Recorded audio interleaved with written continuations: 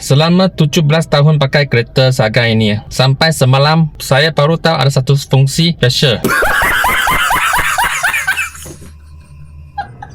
Untuk saya lah, mungkin owner Saga MST yang tahu fungsi ini. Jom kita tengok.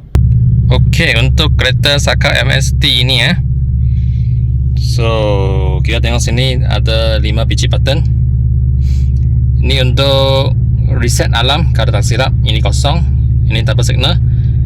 Ini untuk belakang punya cermin, hilangkan itu cermin besar punya fog. Ini ada dua fungsi. Satu adalah reset mileage. Dia reset. Bila korang isi minyak, boleh tekan ini untuk reset mileage. Kemudian butang ini ada satu lagi fungsi. Kita tengok meter. Bila tekan satu kali, dia reset lah. So dia sudah reset kosong. Kalau saya tekan dua kali kan,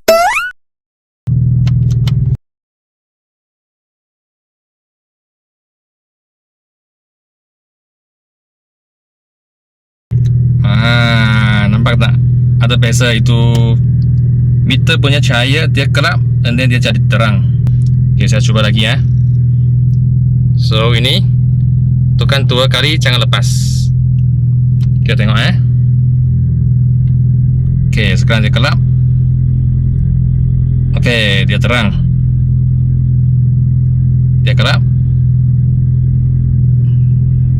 Dia terang. Okay, lepas tangan. Okay. Alright, inilah cara untuk adjust lampu meter. Sampai sinilah video hari ini, pendek-pendek saja. Jumpa lagi.